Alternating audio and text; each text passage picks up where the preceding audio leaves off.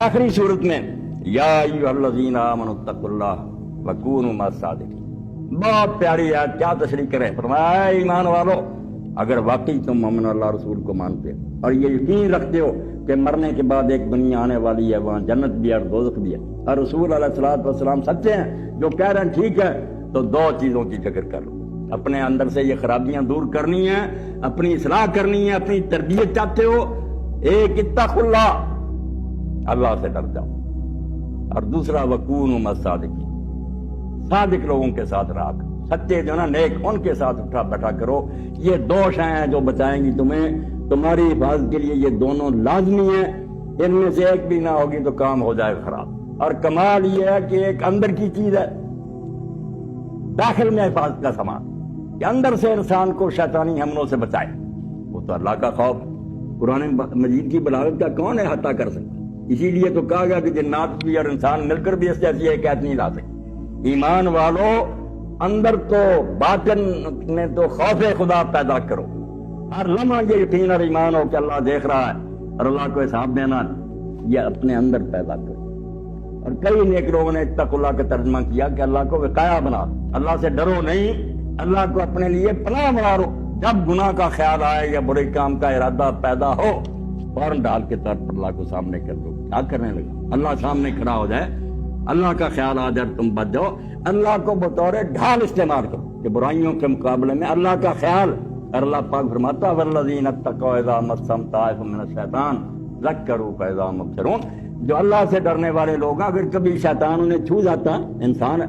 کوئی خیال غلط پیدا ہوتا ذہن میں، اسی وقت وہ اللہ کو یاد کرتے ہیں اور ان کی آنکھیں کھل جاتی ہیں، کیا کرنے لگے، اللہ تو دیکھ رہا، اور اللہ کا خیال، اللہ کا خوف، راس الحکمت مخافت اللہ، اللہ کے رسول علیہ السلام فرماتے ہیں ساری حکمت،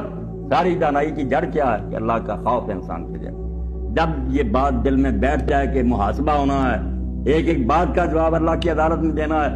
اور محاسب ہوا جس کے بارے میں شیخ الجیلانی رحمۃ اللہ علیہ فرماتے ہیں، شیخ عبد القادر، کہ یاد رکھ اس بازار میں کھوٹا سکہ نہیں چلے گا، وہ سراب باریک بین ہے، اس کو فریب نہیں دے سکتا کہ جعلی سکہ چل گیا، اس سے زیادہ کون پرکھنے والا، وہ تو نیکیوں کی طرح کو جانتا کہ کس نیت سے کی ہیں، اس لیے بچ جا،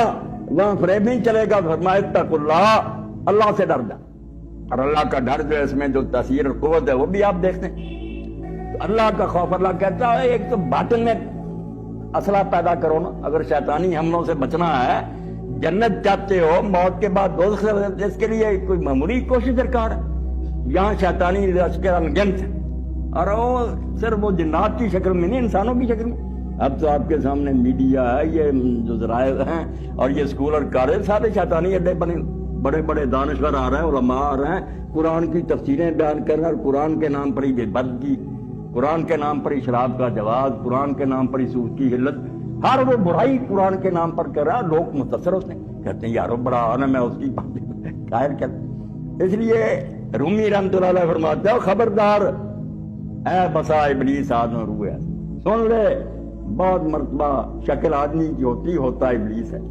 شیطان ہوتا، وہ بڑا فلسفی ہے، بڑا دانشور،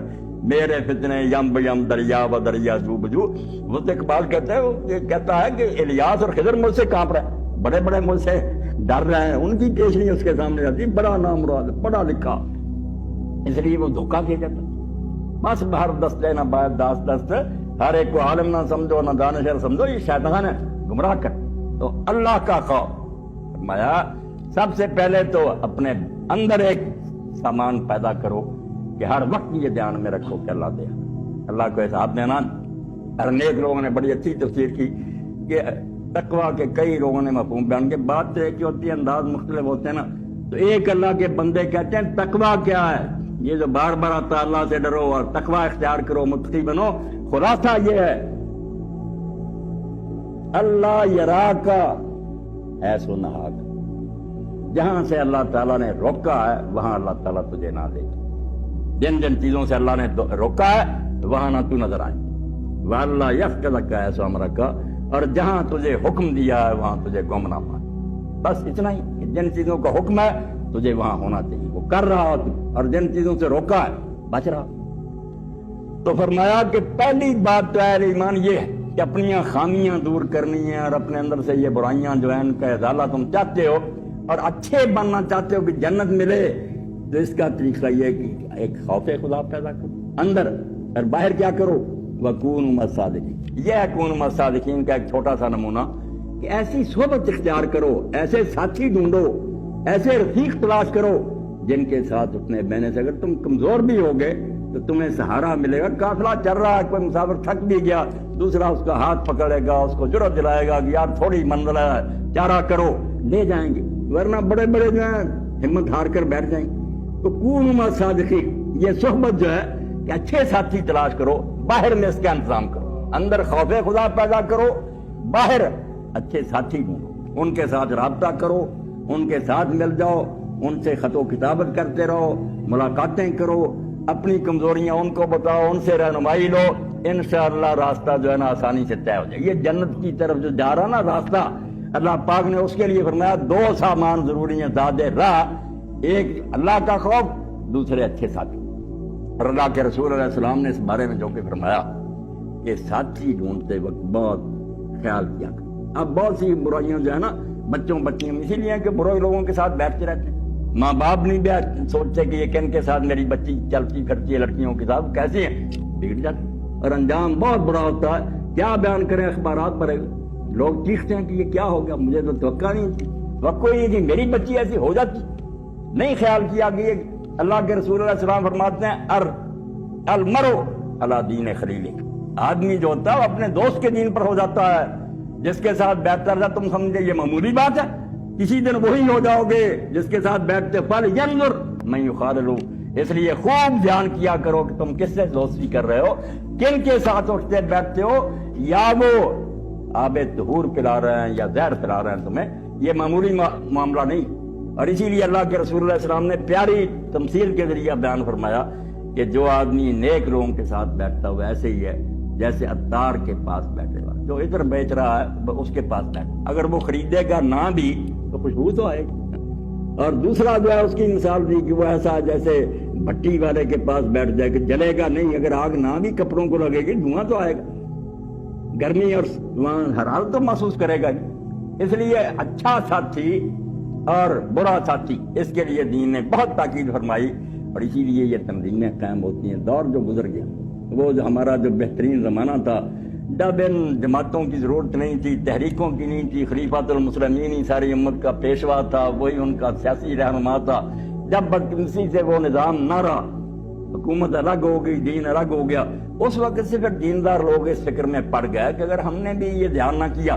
تو آہستہ آہستہ یہ بھیڑ جو ہے یہ گم ہو جائے گی، جیسے دوسری امتیں گمراہ ہو گئی ہیں، ساری خرابیاں آئی بھی ہیں، مگر کافی حد تک جو لوگ کوششیں کرتے رہے اس کے اثرات بھی باقی ہیں کہ انہوں نے جس دائرے میں اس بارے میں کوشش کی کہ جتنوں کو بچا سکتے ہیں بچائیں۔ اور سید ابو العلا مودودی رحمۃ اللہ نے جب دارالاسلام بنایا اس وقت لکھا تھا خاکہ، تو اس نے کہا یہ خانقاہیں جو بنی تھی نا صوفیوں کی، پہلے نہیں تھا یہ کام کہ صرف یہاں پیری مریدی کرنی، یہ بھی ایک قسم کے ہسپتال تھے کہ انہوں نے سوچا کہ لوگ غرق ہو گئے، حکمران عیاشیوں میں پڑ گئے، عوام بھی ان کے پیچھے لگ کر خراب ہوتے جا رہے ہیں، تو جتنے لوگ ہم سے وابستہ ہو سکتے ہیں ہم پر ان کو لے کر کسی علیحدہ بیٹھیں، ان کی تربیت کریں، باتیں ان کی درست کریں، ان کی اخلاقیات کی فکر کریں۔ تو اس اصل میں تو وہ علاج ہی تھا، بعد میں اس میں بھی خرابیاں آ گئی۔ اسی طرح یہ تنظیمیں اور تحریکیں جو اس کا آپ ایک اجتماع دیکھ رہے ہیں، یہ اصل میں یہ کوئی نہیں ہے کہ سال بعد ہم اکٹھے ہوں یا 15 دن کے بعد اور درس سن کر چلے جائیں۔ بات تو کونوا مع الصادقین کہ جو لوگ سچے ہیں، دین پر چلنے والے، ان کے ساتھی بنیں، اپنے تن من دھن سے ان کا ساتھ دیں، اور اپنی اصلاح کی خاطر اور اپنی جنت اور دوزخی کے لیے پورا جہاد کریں، کوشش کریں کہ اللہ تعالیٰ ہمیں ان کا ساتھی بنائے اور ساتھ دے۔ اور اللہ نے الفاظ بھی ایسے چنے، ادھر منافقین سے کہ تذکرہ سورت بری توبہ، منافقوں کا ذکر ہے سارا، ادھر صادقین کا کوئی نہیں کہا کہ تم مومنوں کے ساتھ ہو جاؤ، تم مسلمین کے ساتھ ہو جاؤ، یہاں کیا لفظ بیان فرمایا، کونوا مع الصادقین، صادقوں کے ساتھ ہو جاؤ۔ اب صادق کیا، ہم تو صرف یہ کہتے ہیں جو آدمی بات سچی کرے، تو اللہ تعالیٰ سورہ منافقون کے شروع میں کہتا ہے کہ منافقوں سے زیادہ سچی بات کون کہتا تھا، وہ تو سب سے بڑی سچی بات کہتے ہیں، قسم کھا کر کہتے اذا جاءک المنافقون قالوا نشهد انک رسول، جب تیرے پاس منافق آتے ہیں اللہ کو گواہ کر کے کہتے ہیں کہ اللہ جانتا ہے کہ ہم گواہی دیتے ہیں تو اللہ کا رسول ہے۔ اب اس سے زیادہ کوئی سچ ہے؟ مگر اللہ تعالیٰ نے کیا کہا؟ سچا مانا انہیں، بات سچی کہہ رہے ہیں، واللہ یشہد انک لرسول واللہ یشہد ان المنافقین لکاذبون۔ اللہ نے کہا اللہ جانتا ہے، باقی اللہ کو پتا ہے کہ رسول ہے تو اس کا، مگر اللہ یہ اعلان کرتا ہے کہ یہ منافق جھوٹے۔ اب بات تو سچی کہہ رہے، اللہ کہتا ہے جھوٹے۔ جھوٹے کیوں؟ قول و فعل میں تضاد، بات سچی کرتے ہیں ہم اس کے مطابق۔ اس لیے صادقین جو فرمایا نا اللہ نے کہ اگر میں زبان سے باتیں کرو گے تو یہ تو منافقین بھی کرتے ہیں، قیامت آنی ہے، رسول سچا، قرآن سچا، یہ نہیں بات۔ جب تمہارا عمل اس کے مطابق نہیں ہوگا اللہ نہیں تمہیں سچا مانے گا، قول کو نہیں مانے گا، عمل کو مانے گا کہ کرتے کیا ہو۔